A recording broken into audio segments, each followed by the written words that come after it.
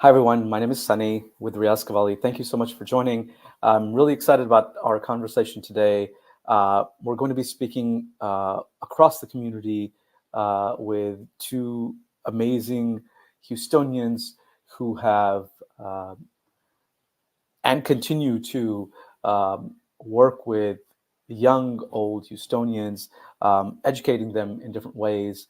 And that's sort of the topic of discussion today to talk about public education across Houston and how that really impacts and shows up in our politics, how it relates to the elections that are coming up on the 7th, and how it matters, like how these local elections really matter because this is where we decide um, if our community gets represented, if our community will get access to the things that we need, like education, into our, across Houston and across Greater Houston in general. So let me introduce our panelists for today. Very excited to have Sheetal Shah, who I have known for many, many years, as well as Armando Silva, who I have known for less years, but have developed a deep friendship for. Thank you both for joining us. How are you both? Good. Thank you for having us. Yeah, of course, of course. Armando, how are you? I am great. Thank you so much. Sorry about that. That's okay. That's okay. Um, Again, thank you so much for doing this, both of you. We really appreciate it. I want to start off by introducing both of you formally. I know both of you, I feel like personally, but that doesn't represent, the breadth of experience that sits on this call. So Armando is the executive director of an amazing organization, an arts organization in Houston, MECA. He's first and foremost, I would probably say a professional dancer and a movement instructor. And he's spent a lot of time in Houston. From my understanding, my recent understanding, not born here, but has developed, went to Mecca as a student, and now sort of heads this organization. Armando, is that a fair introduction? That is fair. I was born in a border town called Miguel Alemán, Tamaulipas, and my parents immigrated in 1970 something, early. So Yeah. been Yeah, we don't need to age you. It's just yeah, in the 70s, 80s, or 90s is Mhm. sometimes when they migrate. Perfect, perfect. Well, thank you so much for joining us. I feel like it's going to be a really interesting perspective that you're going to bring on. And then Sheetal Shah, who is a friend, but also somebody who's spent a lot of time in Houston, public education here, and then you were tutoring. You also spent some time at the biggest school district in the country, Houston Yeah. ISD, and then now are at Fusion Academy. And that's an interesting sort of model where you're looking at students and interacting with them in a very personal way, so they can get the attention and then excel. So thanks so much. I mean, fair introduction. I hope I'm not leaving anything out. Nothing. Okay, Thank you for good, good. having me. Yeah, of course. So, both of you know Riaz Cavalli and what we do. We're trying to sort of be at the intersection of where our community is thinking, issues that we're grappling with, but also using the arts to do this sort of deeper conversations and deeper meaningful work. Because sometimes words and dialogues are just they're too heavy. They come with a lot of baggage. And we all sit in our camps, liberal, conservative, ethnic camps, religious camps. And sometimes the arts are a space where we feel fluid enough without labels that we can have sort of these deeper conversations. And to me, the topic at hand today is education. And I feel like as somebody who went to public school, it was really an interesting experience because as a brown kid, I felt like my soundscape, the songs and the things that I was listening to until 3 o'clock were very different than what I was listening to at home. I loved that I had that different soundscape, but there's also something to be said about the absence of diversity in the education that I received. So, I first and foremost, I just want to address that because that is something um, that impacts what I bring to the stage today. And the other thing I really want to just throw out there, and this is more of a fact, is that the Houston Independent School District was taken over by the state. Uh, there's no political, statement I'm making here. It was taken over by the state at the beginning of this year. This has been going on for many, many months, if not several years, that the district has needed resources, has asked for resources. Um, the state has continuously said, well, you're failing on X, Y, and Z, and that failure doesn't amount to more resources. And then this takeover happens. That's really unfortunate because I really believe, Sheetal, you're an educator here. My mom's an educator here. And hopefully I'm not, throwing her under the bus because she's with Houston Independent School District. But I want to actually compliment all the educators. Armando's an educator. You know your community more than somebody from Austin. No offense, because I lived in Austin for a while. I loved Austin folks. But, how is it that, this takeover happens and we think that, something better is going to come out of it? So I want to start off with something a little bit more positive. We all grew up here, right? Instead of that heavy moment, if we can go back to when you were in public education, what was your favorite thing? And then, as an introduction to you, how's that relate, that favorite thing relate or tie or thread to the moment we see ourselves today as both of you are now professionals? So yeah, Armando, do you want to kick us off? Sure. So I must make it really clear that I am a product of HISD, and I am a proud product of HISD. I think it was a very different system then than it is now, right? And I've had the blessing, the fortune to have experienced both being a student at HISD and now working, actually teaching for HISD, and then working through MECA as as a vendor coming back to deliver these artistic services, right? So I have a very clear view of perspectives on different perspectives about what I will share with you. But I think for me, the favorite thing about growing up in HISD was that the arts was always available. Again, then I didn't understand the politics and what was happening, what was not happening. But I remember as early as elementary school, and that's what led me to become a professional dancer and now arts administrator, to be very honest, was that I was taking, and maybe not the best dance classes. It was Foursquare, because I happened to be the one little brown kid in a class of 30 other white kids, right? And so here I am learning Foursquare, but it was dance, and I was happy to be dancing, And at the time, Madonna was on with Borderline and those videos, and Footloose was coming on. I'm like, dude, I want to do that, right? And so when I was growing up, that was offered to us both during the school day and in the after-school setting, right? Oh, cool. So that was my favorite thing about, like, I never not wanted to go to school because then I wouldn't be able to take music. I wouldn't be able to take dance. Like, that was the reason why I wanted to go to school, Mm. Yeah. I love that. I feel like same. I was in choir classes, and it wasn't necessarily the things that I was singing at home, but I wanted to just sing. So like, get me somewhere. And I was also mesmerized by the fact that it was a different way of singing. So Western music is all written down, and I was like, oh man, this is totally cool, right? Like, I can just read it, and that was fascinating as well. You mentioned that earlier too about how different it was at school and at home. Like, I would be at school rocking out to Van Halen, and then I'd be at home jamming with Dad and Mama, Vicente Fernandez. So I was a little conflicted for a moment there. Like, okay, figure it out, kid. It's all arts, and you're gonna love it all. And so, but again, that has been a blessing too, that I am able to understand diversity and maybe not always understand, but definitely appreciate. Yeah, and I think that's a really deep evolution. We're skipping over that, but Armando, if you can speak a little bit to that, the whole hyphenated identity. We're a different identity at home, and we all celebrate that, and then we're outside, confronted with a different world. So you said, I was conflicted for a bit or confused for a bit. I think it's a process. Yeah. And something that you went through, and then you're probably also seeing other people go through at MECA.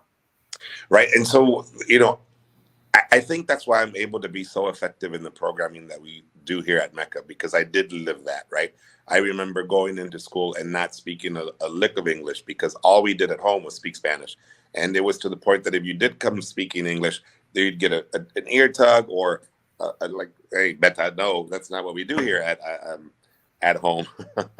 Only español en la casa, y en la iglesia hablas esa cosa. That kind of helped get the conflict out of me a little bit too. Strict parenting that way, but it was difficult at times. I remember hearing certain verbiage in addressing certain art forms that to me meant something completely different, because I was coming from a different perspective and a different language and a different upbringing. For instance, I remember my kindergarten teacher, believe it or not, talking about favorite shows.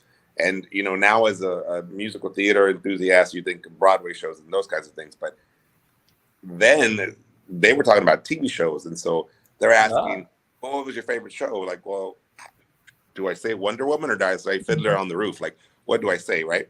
Or do I follow Siempre Domingo? Like, okay, what do I say? So it was difficult, but back then I think those were the mental wellness issues that we had growing up. Like, hi, where am I? Do I speak Spanish now, or do I get popped in the head because I'm supposed to be speaking English? Because that's, still growing up in a predominantly white neighborhood in school, we weren't looked at favorably for speaking Spanish. And so, yeah, that was my experience. And yeah, throw those mental rug issues under the rug, right? Like throw them somewhere, hide them. But I think the multilingual households, that's something we all can relate to. And Sheetal, I'm wondering, you look at your school years, what was the favorite thing, and how does that tie to where you are today? That's a good question. So I don't have the arts and entertainment and all of that background, but I mean, I was in those classes when I was in school. Right. But I think my favorite part, after you're not home anymore, it's the teachers, right? The teachers that can influence you and impart something in you. And Totally. so I think my favorite part was the good teachers, the informative teachers, the caring, the supportive teachers. And I feel like it was a natural progression for me to get into that space, because children are like molds, right? It's how you form them that they become adults. So I thought it was the best group of people to influence, and it's why I got into the education system. And I think that's my story of where I am now.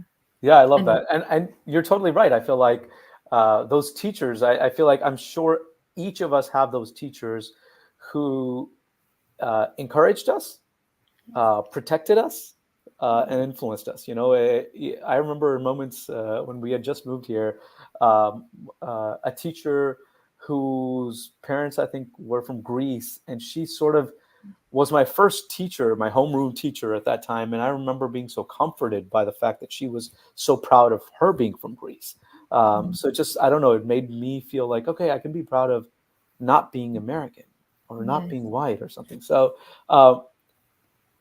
now that I've sort of gone back, I guess each of us can sort of also talk about how are things changing for you as educators today. So we all went through public school. I remember it was like 3:00. I wouldn't go home because there'd be physical activities or some kind of cool stuff that I was doing. I was doing choir or some music stuff that I was doing. Some of that stuff has just gone away. Thank God, things like MECA exist, and you have people who can still benefit from that education, but it's not happening at schools. A lot of education that's arts related, or even outside things like I was huge in science fair. Some of this stuff is getting reduced. So I guess from your perspectives, what are the changes that we're seeing in our system And how are they impacting your individual worlds? Sheetal, I know you're in more of the traditional space, so maybe we'll kick it off this time with you. And Armando is in more of the arts world, but Right. would love to hear from you. How are the changes impacting you? You mentioned things are getting reduced, and it made me think for a second, because at Fusion Academy specifically, they encourage the extracurriculars. They have a lot of clubs. It's funny that you mentioned science fair, because we have something called the STEM week, and that's happening next week. So all the math and science classes, they're having projects and applications. So I'm not sure in the public school system if that's being done, but for sure it's happening in private schools that endorse it.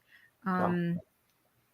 And then about the extracurriculars, again, private schools, I think because they're self-funded, it's a little bit different than the public school systems.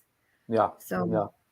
I and just I feel like I go back to our public education, and I feel like that's where I really worry about a bill that was recently being discussed, which is we would just give vouchers to certain schools, and that would be money coming out of public schools, and that already is a system that is strapped for cash.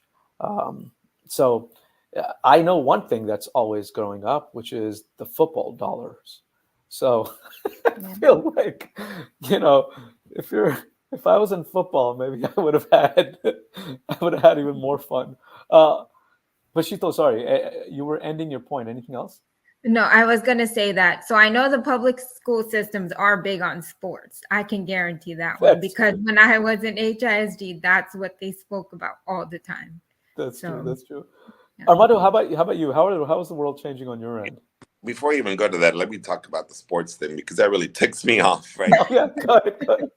Having spent my entire life as a dancer and training to be that athlete, because that is what it is.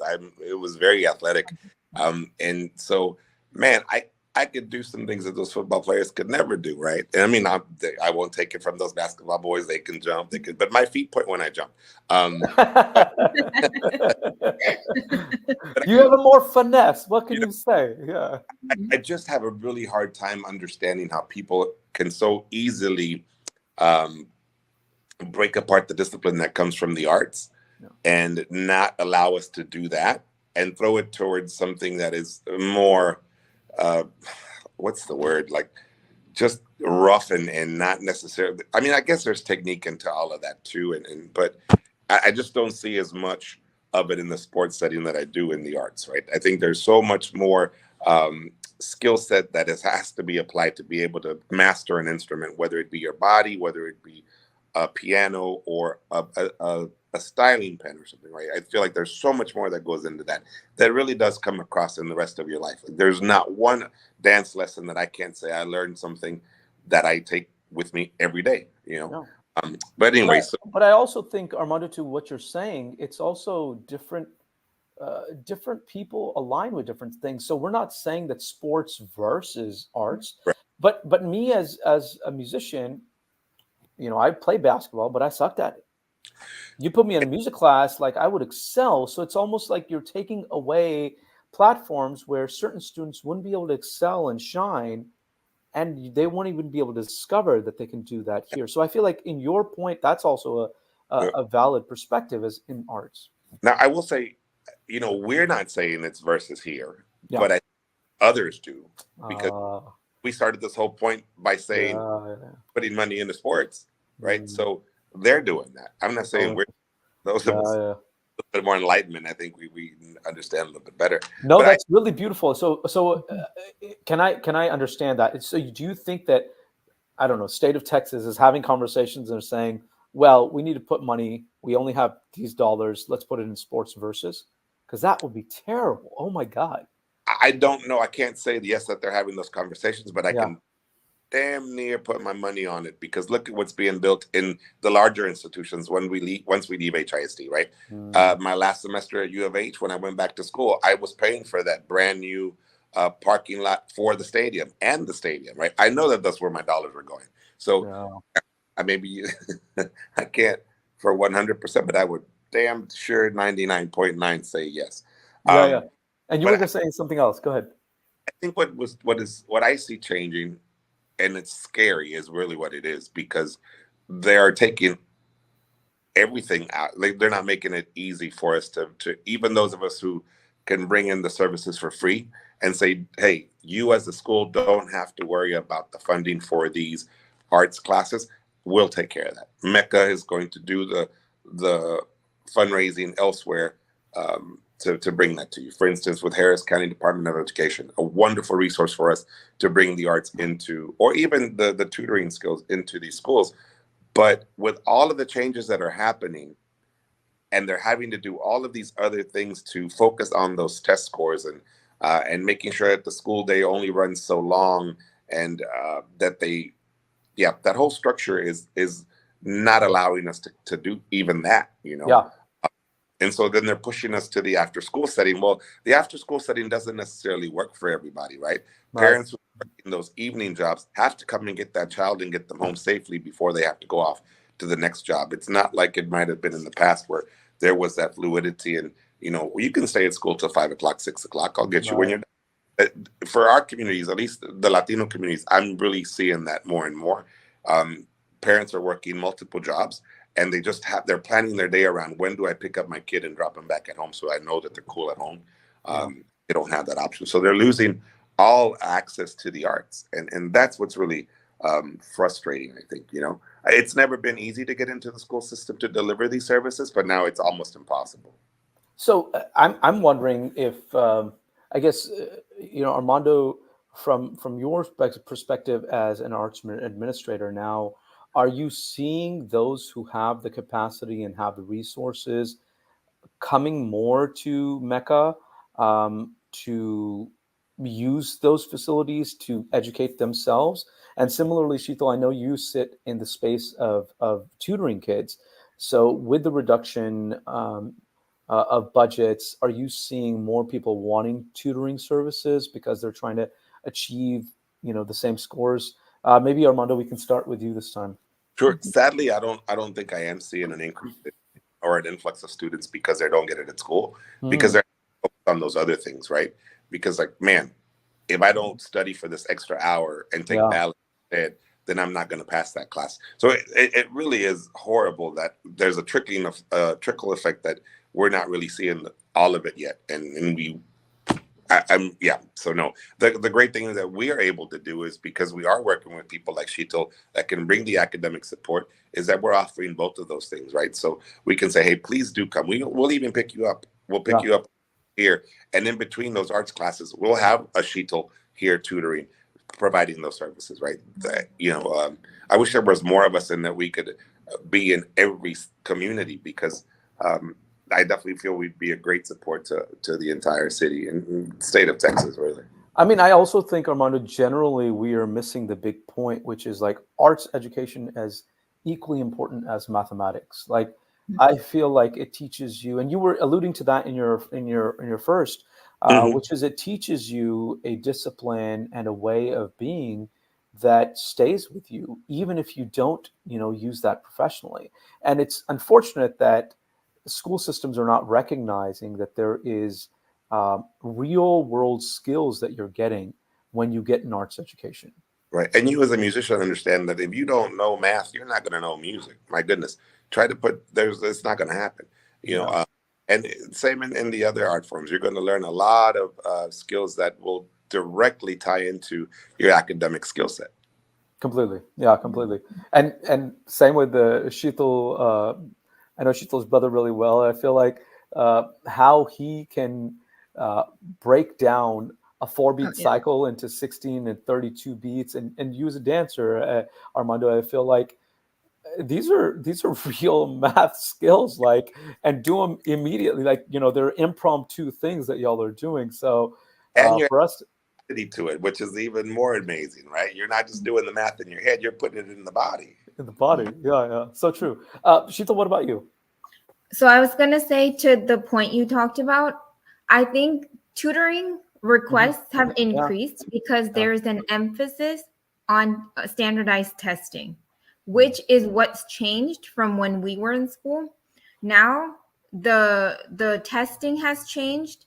The value they've put on it has changed, because like you were talking about earlier, that funding is based on scores. And so the teachers are sidetracked. All they're doing is focusing on the scores of the Okay, standardized. I'm out of it. So teach me a little bit more. So Okay. since we were in school, I Mhm. remember TOS. I And tax. remember SATs.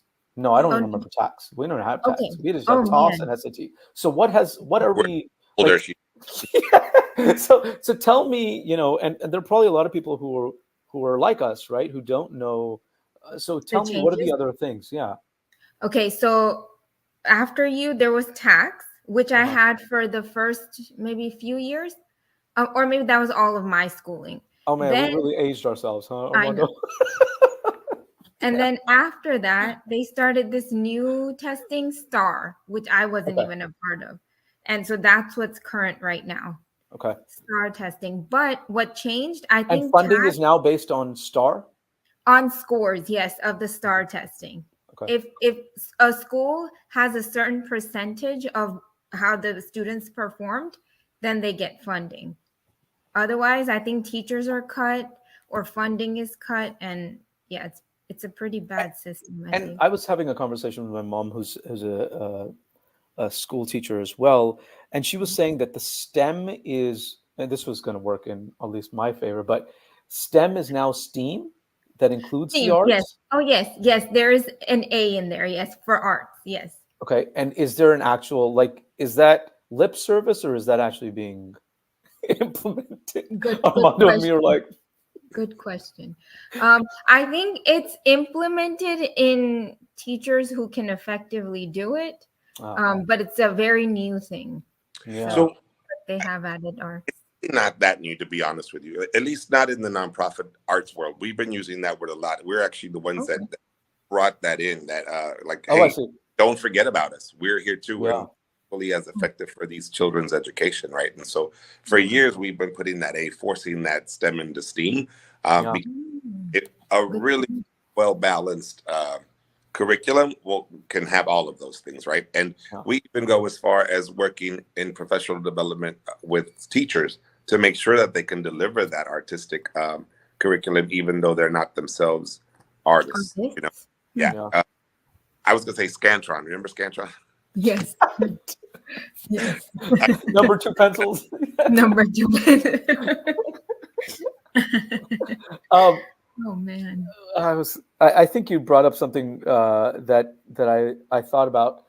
When you were saying that, yeah, certain people who can implement it, that arts, they are able to, and it just reminds me of an engagement that I did with Dara, a friend of ours, a teacher in Dallas, and it was like Armando was saying, it was truly an uphill battle to get the arts into the school. School. Even though we had grants, even though we had support from the state of Texas, still to get it there, and even though it aligned with the curriculum, we actually went down and aligned it to, I think she was teaching South Asia, she was teaching Islam, and that's how it tied to Cavalli. So I think it's not even easy. As Armando put it, like, if even if you have it all paid for, you had great teachers who can relate it back to it, you still have the school system who makes it very tough. Thankfully, and at first I wasn't the biggest fan of charter schools, but Yeah.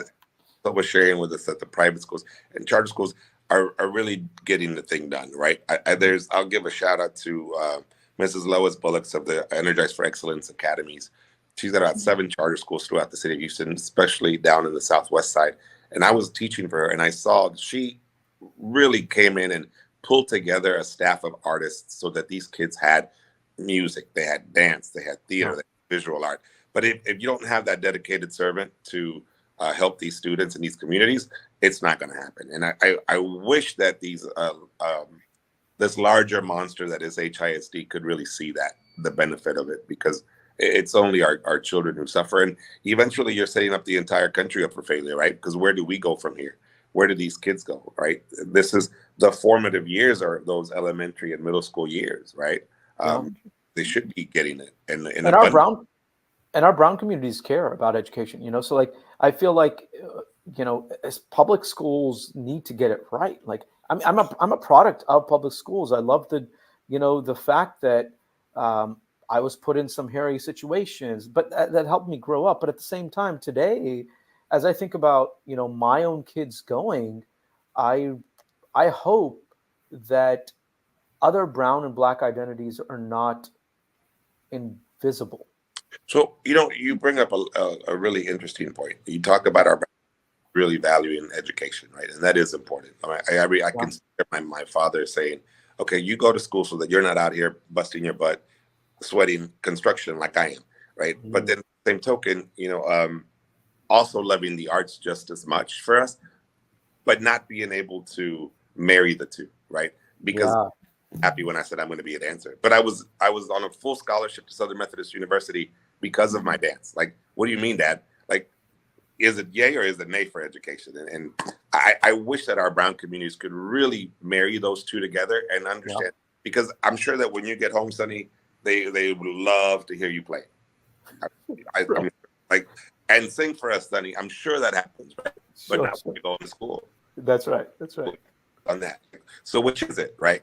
Yeah. I did kind of want to throw our people under the bus that way a little bit, because we should all be really open-minded and aware that these things should live together. Well, I think you're right. The community has to grapple with other professions that are not traditional. Um, but Armando, I would also say that that's part of um, the world in general. Also, if you want to be a lawyer, it's very straightforward. You do X, then you go to Y, then you do law school, then blah blah blah. If you want to be a professional musician, what do? You hope you make it on YouTube. So And it that's throw money at you because the world needs a lot more lawyers. I mean, that's the thing. I I'm a feel little, like. Sorry, go ahead. I'm a little bitter, yes.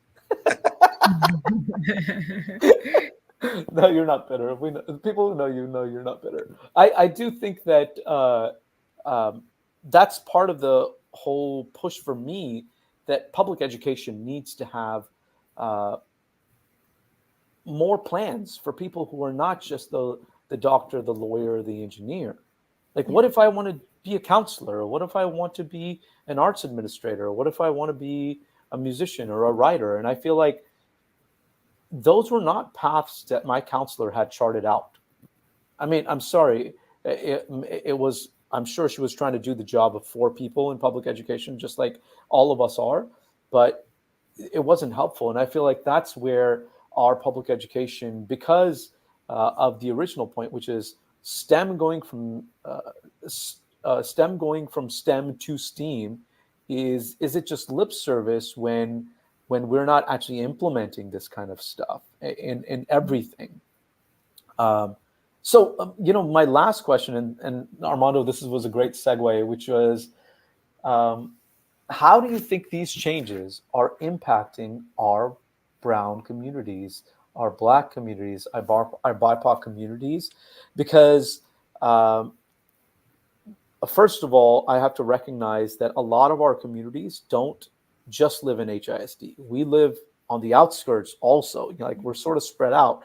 Um, but I'm curious, and Sheetal, maybe we can start with you. Do you feel like there is a different impact with communities of color and your student population, or are they all being impacted the same way from your experience?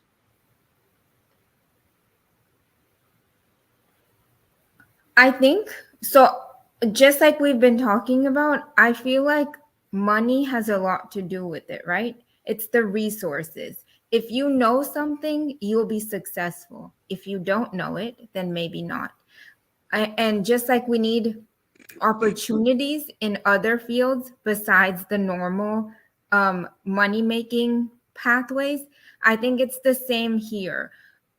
With the diverse communities, it depends on the community you come from, right? What does your community know? What Mhm. resources do they have? So What do I they have think access to? What do they have access to? Exactly. And so that's going to differentiate the education, the resources, the opportunities every step of the way. So it'll be different until one day it's not. Yeah. You know, and to kind of build on Sheetal's answer there, and something that we mentioned early on, you mentioned it about, how you didn't use the word silos yet, but basically how our communities are living in silos and instead of sharing with one another. That's what I really love about the relationship that we're building with Riaz and that we're building with IAA is that we're building these so that we can see all of the similarities that we have and how we can support each other. Because as Sheetal mentioned, community, how does community uplift these issues and these people to really support, right? One thing that I find really different too nowadays is the acceptance of trade schools outside of the traditional setting, because I have one brother who turned out to be an amazing mechanic and did really well for himself, and then he decided, okay, I'm done with that trade, I'm going to find another trade and become an electrician. And so that had going to a university and is doing far better than I've seen some who are fully educated that way, right? And so that's another change that I think it's important to really bring back and understand that some people aren't meant to be those lawyers and doctors. Just be realistic, right? And it's perfectly okay to be someone who's going to run a restaurant and who's going to run some other kind of facility that is providing a service to our people, to our communities that we depend on, right? And so we need to normalize that again. The whole why not study to be a nurse or someone who takes blood and instead of just going to be that doctor, right? And again, leave it to our brown people. No, we have to. My daughter is married to the doctor. Why can't she marry the nurse, right? Like, or the pharmacist. I think I want to uplift that first point that you were making, which was we have to build across, our communities. It has to be that all of us have to strengthen each other. Part of it also is that we have to show up. We have to show up for the other every day. And I think that is going to take a longer time. But I think that's where we need to build. So Armando and MECA host an amazing festival each year. Oh, hold on, I should back up. They host many events each day, and then they hold a series of concerts where they present a lot of artists. One of these things that they do is this festival that Armando and founder Alice have really curated to be not just an expression of the Mexican community, the Latinx community, but broadly the Houston community. So they feature other folks. Riaz Cavalli was featured last year. There were Kathak dancers featured this year from the Indian community. And I think that's really, really powerful. So Armando is not just saying that we should build together. I feel like he's putting his whole heart into programming this kind of stuff. Armando, if you could just take a second and talk about sort of that vision, because I think that's really, Right. I think it's powerful, but it's also, if I'm going to be honest, it's step 2 or 3 for a lot of our organizations who haven't been invested in properly from day one. So they're thinking about themselves only, but you're here sort of taking it to a much more mature level. So if you could talk about that. And I'll start by mentioning and naming Alice Valdez, because the founder, because this is where I get it from, right? Like, I can sadly say that I did not get that at home. My parents were very much focused on, you have to make money. You have to make money so that we can have a place to live, etc. And you have to worry about you and your people, your immediate family. Where I came to MECA, my mind was blown. Like, here is this woman working tirelessly for everybody else's children, right? And Frances will tell you that story. Frances wasn't one of those children. She always often calls MECA the middle child. But anyway, but so I think really celebrating the entire diversity that is in our city that really makes up Houston, Texas, and is making up the state of Texas and a lot more other parts of the country more and more each day is important, right? And showing up every day is important, Sunny, as you said. But I think also what's really key is to show up for others when they are not at the table. That's the big point, right? If we're at the table, I can show up for me, and I'm just showing up for the two of you while we're here, that's not enough. What about those who couldn't be at this table, who did not have that seat? Let me speak for them or attempt to bring their voices to the table. I think that's when we really start to grow as a community. And, you know, the whole thing with voting, I keep getting a little message and we're working on that. Like, well, I'm not going to vote. It's just my voice. Nobody can. Said 7 million people. Put those together. It is going to count. It is going to matter, right?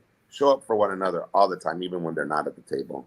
Yeah. I mean, you know, these are local elections, and we always, as communities, I can tell you in the Desi community, oh my God, they love talking about the presidential, they love talking about sort of what the national election is. But this is what matters. This is what impacts your dollars, your roads. And those larger elections, right? These are almost more important than voting only in that one every 4 years, right? These act on what you're going to experience directly, right? We're about to select a mayor for, you know, for the next at least one term, but sometimes these mayors, you know, do several terms. So we really need to think about, is the next mayor going to know our communities, know our pain points? Is she or he going to invest in where we need investment? So for me, I think this idea of education and the HISD takeover and both of your perspectives all sort of bleed into a very important Tuesday that's coming up. So before I give everybody all the dates, I just wanted to thank both of you. I really appreciate both of your perspectives. I essentially think both of you are educating the next generation of leaders. So we're blessed to have both of you doing that because you're coming from unique ethnic, religious, artistic, non-artistic backgrounds that I at least didn't have the privilege of having when I was young. So it just warms my heart. So any last closing thoughts? Sheetal, we can start with you. This was a great discussion. I didn't know what I was expecting when I came in, but I'm so happy to hear everyone's thoughts, and I hope that somebody's inspired by something each of you has said. And I hope you guys vote. Thank you. Thank you. Armando. For me, I thank you for bringing the differences in us together, right? Because that's exactly what we've been talking about is let's marry all of these things. That's the way we get the most holistic person. And that's the goal, right? We want the most sane, the most holistic, most well thought rounded person that we can possibly create. Otherwise, how do we progress as a community, right? Yeah, so true. Thank you. Thank you for the beautiful closing remarks. Really appreciate it. I'm going to excuse both of you guys. I'm going to throw up some dates. Again, thank you very much. I hope Sheetal and Armando, I hope you have voted. If you haven't, Tuesday, I hear, is the day you can. All right. Thank you, both of you. Thank you. Bye. Thank you. Bye. Yeah. So thank you again so much for joining. I'm going to throw up a couple of very important things.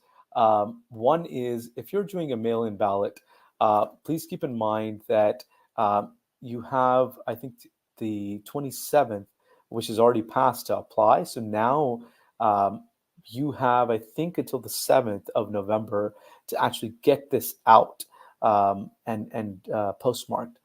The other is if you are doing early voting, that is happening until this Friday. And please show up.